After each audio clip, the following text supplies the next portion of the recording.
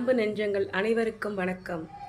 நம்ம ரொம்ப சீக்கிரமாக நெருங்கிட்டு இருக்கோம் தேர்தல் நாளில். தமிழ்நாட்டில் 23ஆம் தேதி தேர்தல்.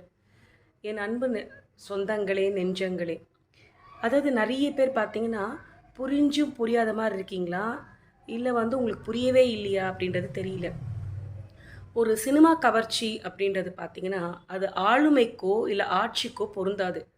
சினிமா கவர்ச்சி அப்படின்றது அந்த நாயகனை தொட்டு பார்க்குறதுலையோ அவரை பார்க்கும்போது கிடைக்கிற ஆனந்தத்தில் தான் இருக்கும். ஏன்னா அவர் திரையில் நடிக்கிறாரு, ஒரு டேரக்டர் சொல்கிற வசனத்தை பேசுகிறாரு, அவர் டேரக்டர் சொல்கிற ஃபைட் மாஸ்டர் சொல்லி தரதை ஃபைட் பண்ணுறாரு, பாடகர் எழுதி கொடுக்குற பாடலை ஒருத்தர் பாடதை இவர் வாய் அசைக்கிறார். இவ்வளோ தானே தவிர அவர் இயல்பாக எதையும் பண்ணலை.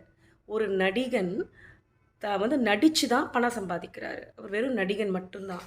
அவங்களால நல்ல ஆட்சியோ ஆளுமையை கொடுக்க முடியுமா அப்படின்றது தெரியாத ஒரு விஷயம். சரி, அப்படியே இருந்தாலும் இந்த நடிகர் கொடுப்பாரு, ஒரு மாறுதலை ஏற்படுத்துவார் அப்படின்னாக்கா எந்த பிரச்சனையுமே அவர் இப்போ தான் வளர்ந்து வராரு அப்படின்னா கூட என்ன பிரச்சனை தமிழ்நாட்டு மக்கள் சந்திக்கிறாங்க, அவங்களுக்கு தினப்படியாக என்ன நடக்குதுன்றத தெள்ள தெளிவாக ஒரு இடமா போய் மக்களை பார்த்து புரிஞ்சுக்கிட்டா மட்டும்தான் தெரியும். அது ஒரு தலைவர் அப்படின்றவங்க யாருன்னா, நாங்கள் இலவசம் கொடுக்க மாட்டோம், நாங்கள் கண்டிப்பாக கல்வியை மேம்படுத்துவோம், பெண் குழந்தைங்களுக்கு பாதுகாப்பு இருக்கும், இயற்கை வளங்களை பாதுகாப்போம், மேலும் வரக்கூடிய சந்ததியினர் நல்ல மானமுள்ள வாழ்க்கையை வாழணும் அப்படின்னு யார் சொல்கிறாங்களோ அந்த விவசாயியை பார்த்து நீங்கள் வாக்கு போடுங்க.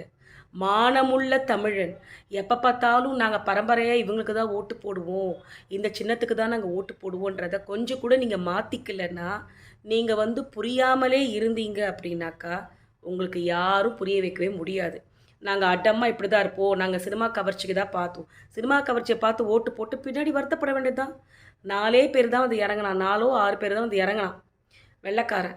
அந்த 6 பேரையும் அடித்து துரத்திருந்தாங்க. நான் அன்றைக்கே நம்ம அடிமையாக இருந்திருக்க மாட்டோம் 200 வருஷம்.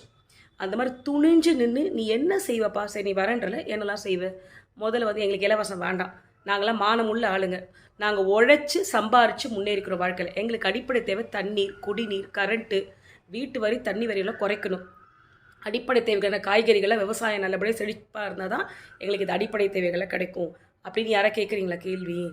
சினிமா கவர்ச்சி சினிமா பாட்டை பார்த்து இன்னும் 2026 முட்டாள்களாக இருந்தோம் அப்படின்னா நம்ம படித்த முட்டாள்கள் நம்மளை யாராலும் திருத்த முடியாது.